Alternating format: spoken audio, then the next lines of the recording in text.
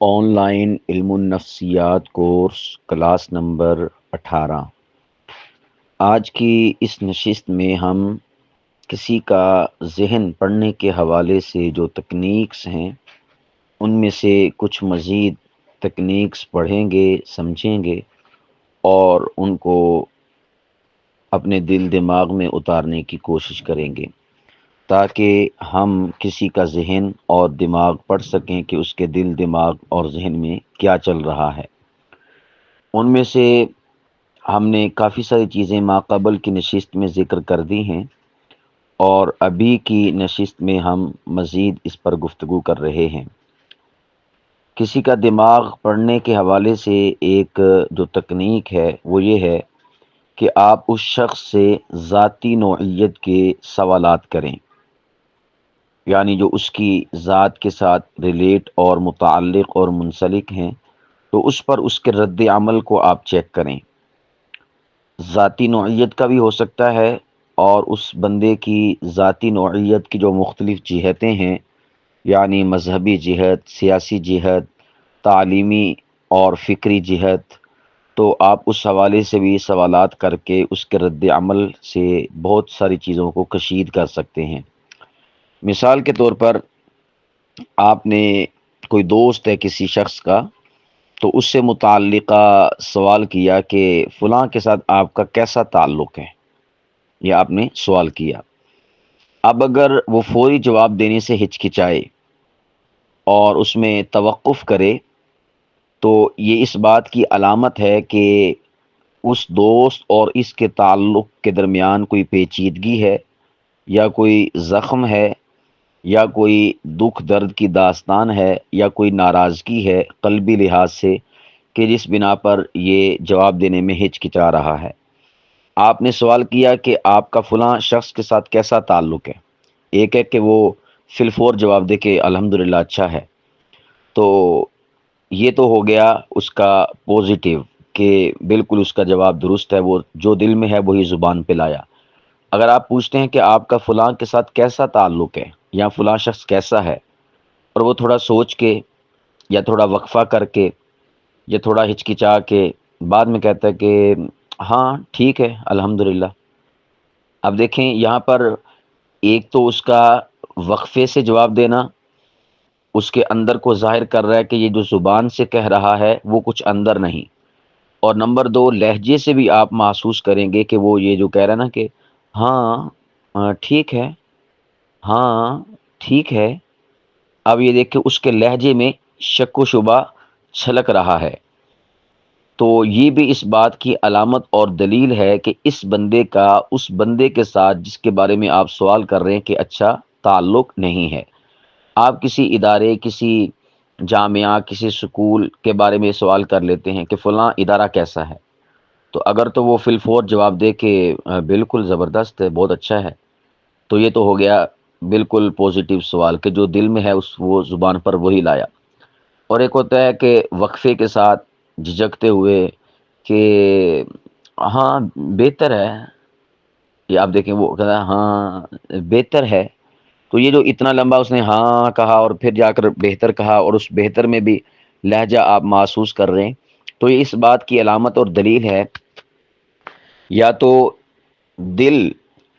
اس بندے کا ساتھ نہیں دے رہا، یعنی اس بندے کی زبان کا، اور یا پھر اس بندے کو اس جامعہ یا اس ادارے سے متعلقہ معلومات کاملہ حاصل نہیں ہیں۔ تو آپ کسی بھی قسم کا سوال کر کے اس کے اوپر جو رد عمل وہ شخص دے گا اس سے بھی جج کر سکتے ہیں کہ اس کے اندر کیا ہے۔ اسی طرح جذباتی سوالات جو ہوتے ہیں ان کے رد عمل سے بھی آپ بہت ساری چیزوں کو اخذ کر سکتے ہیں۔ مثال کے طور پر آپ کسی سے پوچھیں اس کے کسی تعلق یا دوست سے متعلقہ کہ جب وہ آپ کو چھوڑ کے گیا تو آپ کو کیسا لگا، کیا محسوس ہوا؟ مدرسہ کا، سکول کا یا دفتر کا کوئی کولیگ ہو سکتا ہے، رشتہ دار ہو سکتا ہے، دوست ہو سکتا ہے، کوئی لڑکی ہے تو اس کی سہیلی ہو سکتی ہے، تو آپ اس سے پوچھیں کہ جب وہ چھوڑ کے گیا آپ کو تو آپ کو کیسا محسوس ہوا، کیسا آپ کو لگا؟ تو اگر کوئی پرسکون رہنے کی کوشش کرے اس موقع پر، لیکن اس کی آواز کانپے، تو یوں سمجھ لیجئے کہ وہ جو اندر اس کے پریشانی ہے اس کو چھپا رہا ہے، بھلے وہ اس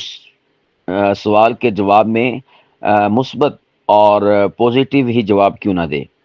مثال کے طور پر آپ نے یہ جو کہا نا کہ آپ کو کیسا لگا، کیسا محسوس کیا، تو وہ آگے سے کہے کہ ہاں ٹھیک ہے، الحمدللہ نارمل ہے، کوئی بات نہیں۔ تو اب یہ جو اس کی کیفیت ہے، اس میں آپ لفظوں کی ادائیگی میں اس کی آواز کو جج کریں گے کہ آواز اس کی کپ کپا تو نہیں رہی، اور دوسرا آپ اس کی جو باڈی لینگویج ہے اس پر غور کریں گے کہ اس میں سکون ہے یا پھر اضطراب کی کیفیت ہے۔ تو آپ اس سے اخذ کر لیں گے کہ یہ شخص اس کے چھوڑ کر جانے پر کس کیفیت سے گزرا ہے، اچھی کیفیت سے یا بری کیفیت سے، اس کو صدمہ ہوا ہے یا کوئی اس کو مسئلہ نہیں ہوا یا اس کو خوشی ہوئی ہے۔ تو جذباتی سوالات کے اوپر جو رد عمل ہوتا ہے اس سے بھی آپ اگلے بندے کی کیفیت کو محسوس کر سکتے ہیں۔ اسی طور پر ایک اور تکنیک ہے، اور وہ یہ ہے کہ آپ کسی سے کوئی رائے مانگ کر اس کے جواب سے اس کا تجزیہ کریں، کوئی مشورہ، کوئی بات اس سے کر کے، تو اس کا پھر جو آگے سے جواب آئے گا اس سے آپ اس کے اندر کی کیفیت کا تجزیہ کریں۔ جیسے آپ نے کسی سے کہا کہ اگر آپ کو فیصلہ کرنا ہو فلاں شے کے بارے میں تو آپ کیا کریں گے، تو اب اس کے جواب میں جو اس نے بات کرنی ہے کہ میں یہ کروں گا یا میں وہ کروں گا یا میں یہ کر سکتا ہوں یا میں وہ کر سکتا ہوں، تو اس سے بھی آپ اس کے سوچنے کی جو کیفیت ہے اور اس کی جو ترجیحات ہیں نفسیاتی طور پر، اس کا آپ اندازہ لگا سکتے ہیں۔ جیسے ایک عام کامن سوال کیا جاتا ہے کہ اگر آپ کو وزیر اعظم بنا دیا جائے تو آپ کیا کریں گے، یہ سوال ہوتا کہ نہیں ہوتا؟ اب اس موقع پر جو اگلے بندے کا جواب آئے اس سے آپ جج کر سکتے ہیں، تجزیہ کر سکتے ہیں کہ یہ بندہ اس بندے کے اندر کیا ہے۔ مثال کے طور پر اس نے کہا کہ اگر میرے پاس حکومت آ جائے، میں وزیر اعظم بن جاؤں تو میں سارے پاکستان کے بندوں کو نمازی بنا دوں گا ٹھیک ہے۔ یا اسی طور پر وہ کہتا ہے میں کرپشن ختم کر دوں گا، وہ کہہ جی میں سارے پرائیویٹ سکول ختم کر دوں گا، ٹھیک ہے۔ اب جب اس نے یہ کہا نا میں پرائیویٹ سکول ختم کر دوں گا، سمجھو کہ یہ پرائیویٹ سکولوں کا ڈسا ہوا ہے، یا اسے ان سے کوفت ہے، تکلیف ہے۔ وہ کہے کہ میں ساری جو ضروریات زندگی ہیں بنیادی وہ ساری فری کر دوں گا، یا بجلی فری کر دوں گا، یا گیس فری کر دوں گا، تو جو وہ جواب دے اس موقع پر، جو آپ اس سے کسی بھی حوالے سے رائے مانگ رہے ہیں، تو آپ اس جواب سے بھی اخذ کر سکتے ہیں کہ یہ کس کیٹیگری کا بندہ ہے اور اس کے اندر کیا چلتا ہے اور کس ٹریک پر یہ چلنے والا شخص ہے۔ یا آپ کسی سے پوچھیں کہ اگر آپ کو فیس بک یا یوٹیوب، سوشل میڈیا یا انٹرنیٹ پر اختیار دے دیا جائے کہ آپ اسے بند کر دیں یا چلا دیں، مطلب چلتا رہنے دیں یا بند کر دیں، تو آپ کیا کریں گے؟ تو اگر وہ کہے کہ میں بالکل اسے ختم کر دوں گا، دنیا سے مٹا دوں گا، تو اس جواب سے بھی آپ اخذ کر سکتے ہیں کہ یہ بندہ کس کیٹیگری کا ہے۔ اور اسی طور پر اگر وہ کہے کہ نہیں چلتا رہنے دوں گا لیکن میں اس کو محدود کروں گا یا اس میں کوئی میں تبدیلیاں اصلاحات کروں گا، تو اس سے آپ لگا لیں اندازہ کہ یہ بندہ کس ویژن کا ہے۔ اور یہ والا جو اس کا جواب ہے، یہ اس کی جو ذہن کی کیفیت ہے، گہرے پن اور عمیق اور عالمگیریت، اس کی طرف یہ چیز اشارہ کر رہی ہے۔ تو کافی ساری امثلہ سے یہ بات سمجھائی جا سکتی ہے، لیکن میں شارٹ لفظوں میں آپ کے سامنے ان چیزوں کو ذکر کر رہا ہوں۔ امید واسق ہے کہ آپ مزید سے مزید سمجھتے چلے جائیں گے اور خود بخود اس کے اوپر امثلہ کو منطبق کرتے چلے جائیں گے۔ اسی طرح آپ کسی سے غیر متوقع سوال، یا آپ کوئی ایسا اس سے سوال کر دیں کہ جس کی اسے توقع بھی نہ ہو کہ یہ سوال کیسا کر دیا، یہ سوال کرنے کا کیا موقع، تو اس پر جو اس کی حیرت یا گھبراہٹ ہو آپ اس کو جج کیجئے۔ یعنی آپ نے ایک انہونا اچانک حادثاتی سوال کر دیا، تو اس کے اوپر جو اس کی گھبراہٹ ہے یا حیرت ہے، تو اس سے بھی آپ بہت ساری چیزوں کو اخذ کر سکتے ہیں۔ مثال کے طور پر آپ نے کسی کو کہا کہ کیا آپ نے کبھی کسی کو دھوکہ دیا ہے؟ کیا آپ نے کبھی کسی کو دھوکہ دیا ہے؟ تو اگر سامنے والا فوراً سے چونک جائے یا آنکھیں پھیلا لے یا بالکل خاموش ہو جائے تو پھر سمجھ لیجئے کہ اس نے دھوکہ دیا ہے اور یہ چھپا رہا ہے، بتانا نہیں چاہتا۔ آپ کہیں کہ کیا آپ نے کبھی چوری کی ہے؟ تو اگر وہ فی الفور جواب دے کہ نہیں نہیں الحمدللہ میں نے کبھی چوری کی، تو اس کا مطلب ہے کہ وہ پازیٹیو ہے۔ اور اگر وہ فوراً سے کہہ دے یہ کیا سوال ہوا، یا وہ چونک جائے، یا اسی طور پر وہ اس موقع پر آنکھیں اس کی پھیل جائیں اور خاموش ہو جائے اور وہ تھوڑے وقفے کے بعد آپ کو جواب دے، تو یہ اس بات کی علامت اور دلیل ہوگا کہ یہ شخص جو ہے، اگر بالفرض وہ بعد میں کہہ بھی دے کہ نہیں نہیں میں نے نہیں یہ کام کیا، آج تک نہیں کیا، تو سمجھ جائیں کہ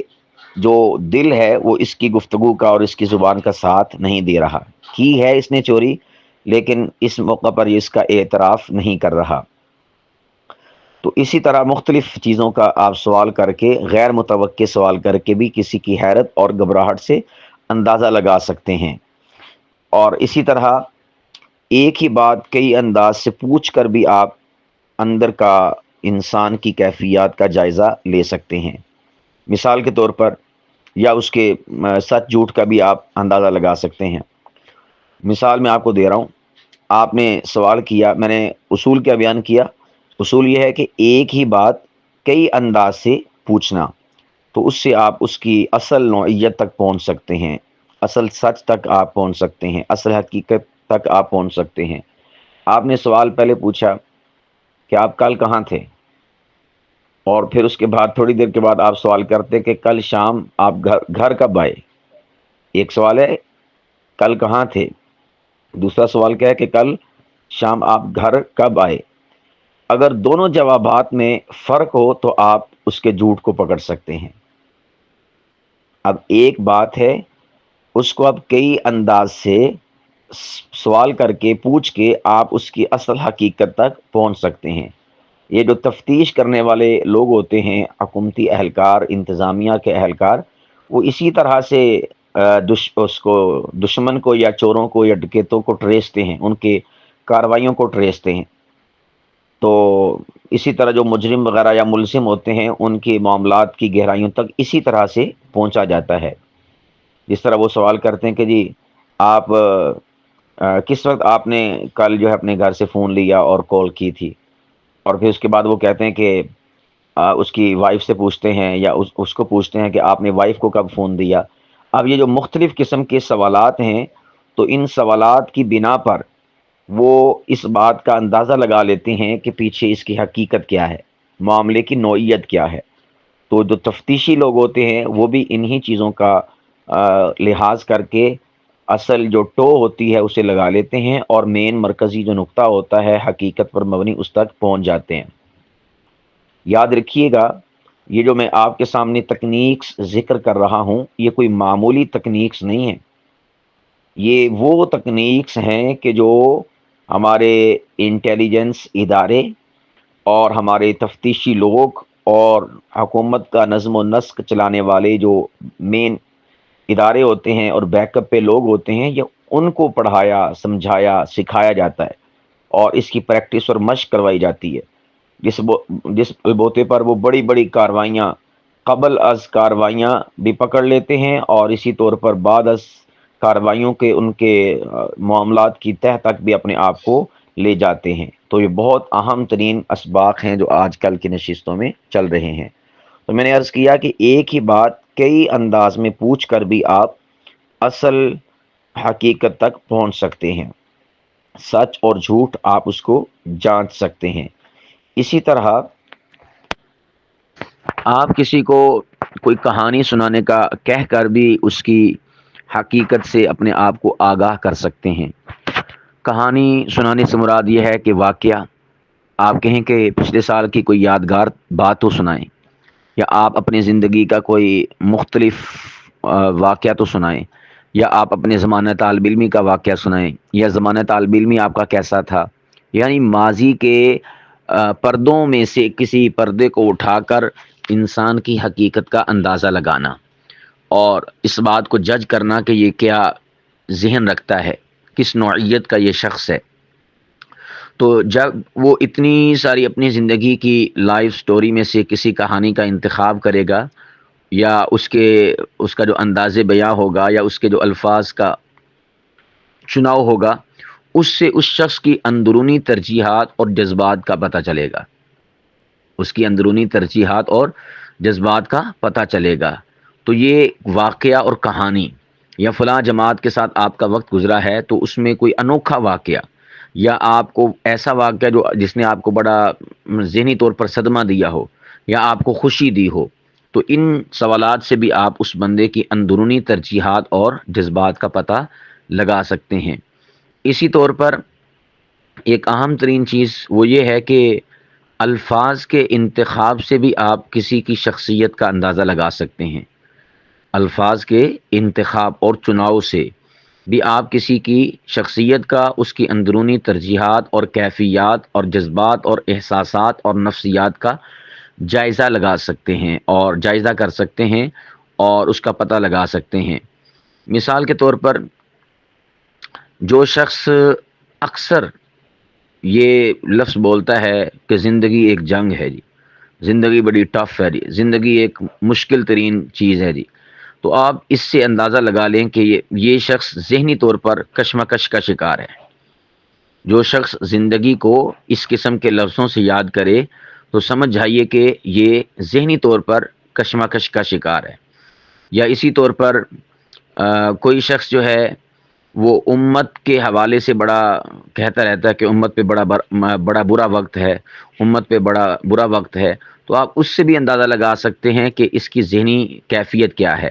ذہنی کیفیت میں اس کے امت کا غم چھپا ہوا ہے۔ اسی طرح اگر کوئی شخص اپنے جملوں میں تقدیر کا لفظ بولے بار بار، قسمت کا مارا ہوا، جیسے کہتے نا جی سانو تو قسمت ہی مار گئی، بس جی تقدیر دے فیصلے تقدیر نے کرتا، اور اس قسم کا یعنی کہ وہ الفاظ کا چناؤ کرے، الفاظ کا استعمال کرے، تو گویا یہ شخص بے بس ہے، یہ شخص بے بس ہے اپنے اندر سے، اور اندر سے ٹوٹا ہوا ہے۔ یا اسی طور پر وہ بار بار بس جی ہاں اللہ ہی بچائے، یا اللہ ہی کوئی کرم کر دے، یا اللہ ہی کے اختیار میں ہے، بار بار ان جملوں کو دہرائے اپنی گفتگو کے دوران، تو یہ اس بات کی علامت اور دلیل ہے کہ یہ شخص بے بس ہے، اور کسی دباؤ کا شکار ہے، اور کسی ٹینشن میں مبتلا ہے۔ تو یہ میں نے صرف امثلہ چند ایک دی ہیں، ورنہ الفاظ کے انتخاب پر بیسیوں جو امثلہ ہیں وہ دی جا سکتی ہیں۔ آپ نے یہ جو ہمارے علماء ہوتے ہیں، خطبہ ہوتے ہیں، یا اساتذہ ہوتے ہیں، تو آپ اس سے ان کے الفاظ کے چناؤ سے بھی جج کر سکتے ہیں کہ یہ کس کیٹیگری کے ہیں۔ کوئی شخص جو ہے ہمیشہ کہہ لے فرقہ واریت پر مبنی بات کرتا ہے، یا فرقہ واریت کے خلاف بات کرتا ہے، اس کے الفاظ کا چناؤ، یا اسی طور پر کوئی شخص ہے کسی بڑی پرسنالٹی جو کہ فریق مخالف ہے یا دوسرے مسلک والا ہے، اس کی شخصیات جو بڑی ہیں ان کو حقارت سے ان کا نام لیتا ہے، تو آپ اس سے اخذ کر سکتے ہیں کہ اس بندے کے دل میں ان شخصیات کا بغض ہے، اناد ہے۔ بھلے ان کے حوالے سے پوزیٹیو الفاظ بھی استعمال کریں۔ مثال کے طور پر ایک شخص ہے، وہ انجینئر محمد علی مرزا، میں آپ کو مثال بھی دے دیتا ہوں۔ وہ حضرت امیر معاویہ رضی اللہ تعالیٰ عنہ کو رضی اللہ عنہ بھی کہتا ہے، حضرت بھی کہتا ہے، لیکن آپ اس کے الفاظ کا انتخاب اور چناؤ دیکھ لیں ان کے حوالے سے، اور اتنا سخت، تلخ، درست کہ انسان زبان پر لا ہی نہیں سکتا، اور حقارت سے لہجہ بھی پھر اس کا حقارت والا، الفاظ بھی اس کے حقارت والے، بھلے وہ کہے اور کہتا رہے کہ حضرت معاویہ رضی اللہ عنہ، حضرت معاویہ رضی اللہ عنہ۔ اب یہ دیکھیں، یہ ایک پوزیٹیو الفاظ ہیں، لیکن آپ اس کے برعکس دیکھیں کتنے الفاظ اس کے اور لہجہ حقارت پر مبنی ہوتا ہے۔ تو اس طرح الفاظ کے چناؤ اور لہجے کے انتخاب سے بھی آپ اندازہ لگا سکتے ہیں کہ یہ شخصیت کیسی ہے، یا فلاں شے سے متعلقہ یا فلاں ذات سے متعلقہ اس کے دل میں آیا بغض ہے، اناد ہے، یا کیا ہے۔ بہت سارے لوگ وہ کہتے ہیں کہ جی ہمارا مقصد یہ نہیں ہے، ہم محبت والے ہیں، ہم یہ والے ہیں، ہم وہ والے ہیں، یعنی وہ زبان سے لفظ ایسے نکالتے ہیں لیکن آپ اور مواقع پر دیکھیں گے یا آگے جا کر گفتگو میں دیکھیں گے تو وہ اپنی گفتگو کو نہایت ہی رقیق جملوں کا سہارا لے کر ادا کریں گے، اور لہجہ بھی ان کا بہت ہی، یوں سمجھیے کہ نفرت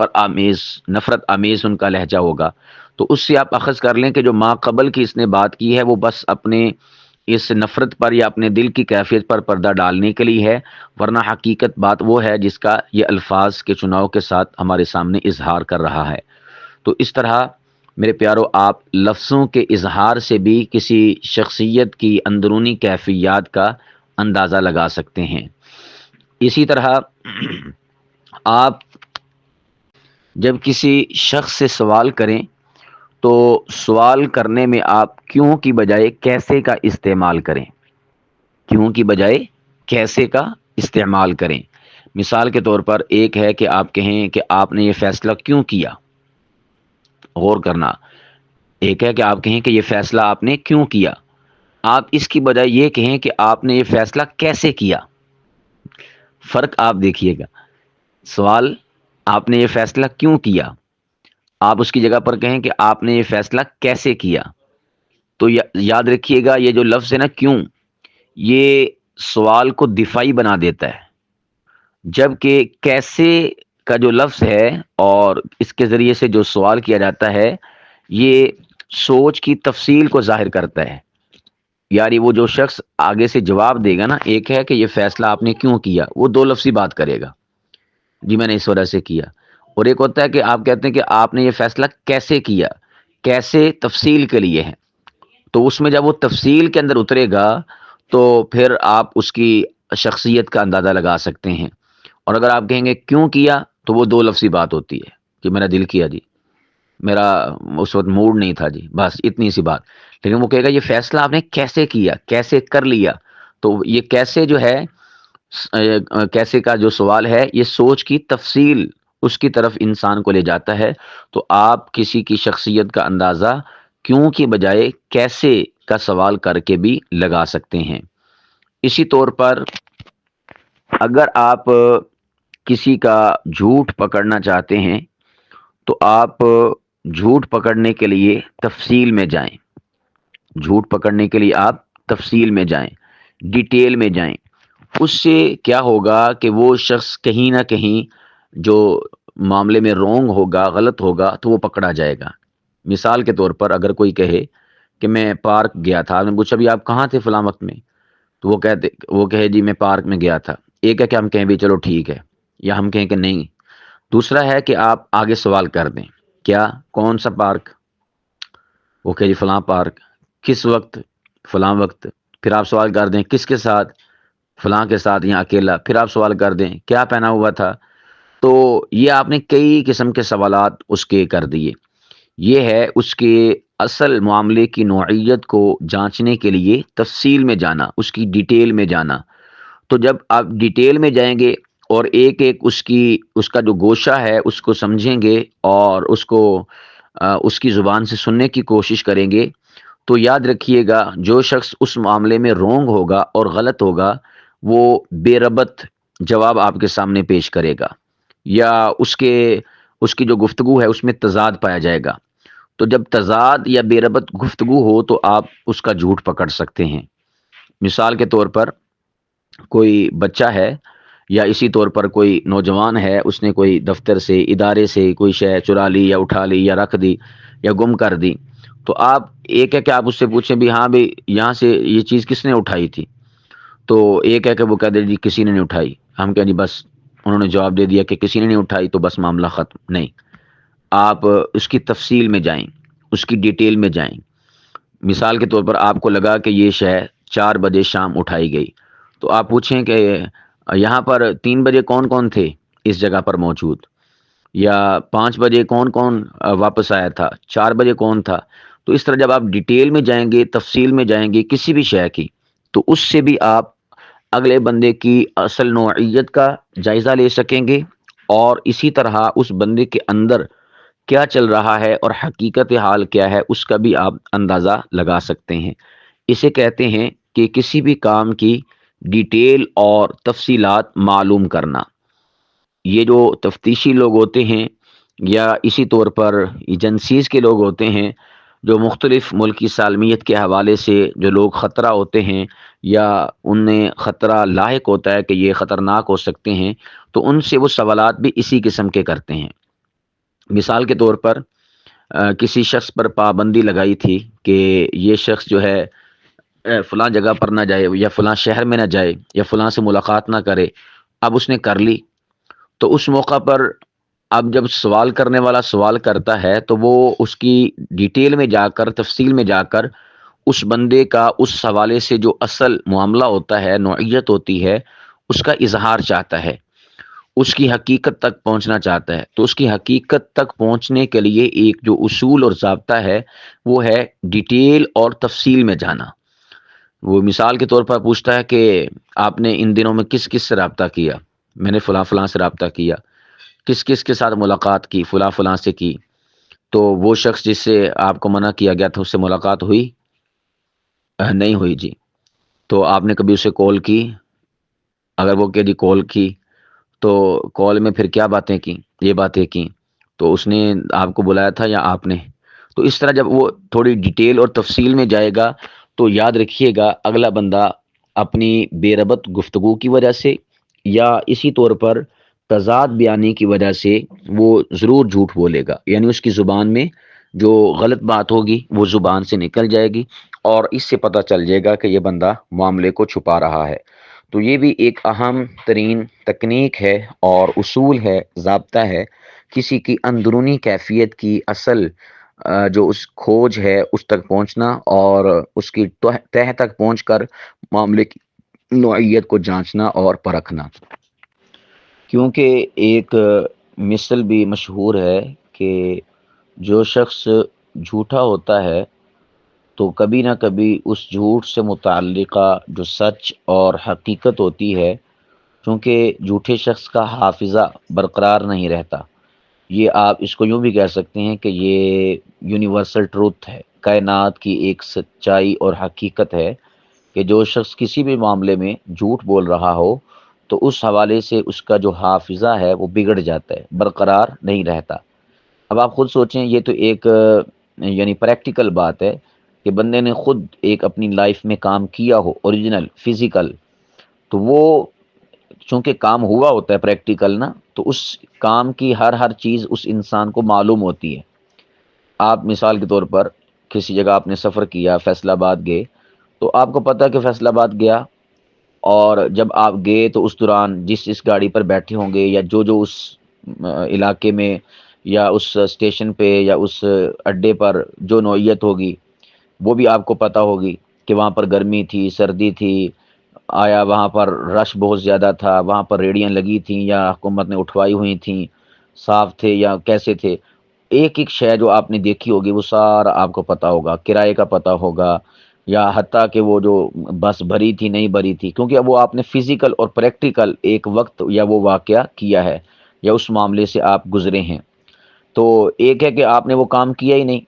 اب جب وہ آپ نے کام کیا ہی نہیں اور اس کام سے متعلقہ سوال کیا جائے گا تو آپ کو تھوڑا بہت تو اس کام کا ماضی میں کیا ہوگا یا کسی سے سنا ہوگا، تو اس بل بوتے پر آپ کہہ دیں کہ ہاں ہاں وہ میں نے سفر کیا ہے، میں گیا تھا۔ تو بھئی اگر آپ نے ویڈیو میں بھی کسی چیز کو دیکھا ہوا ہوگا کسی شہر کے بارے میں، مثال کے طور پر میں لاہور بھی گیا ہوں، کراچی بھی گیا ہوں،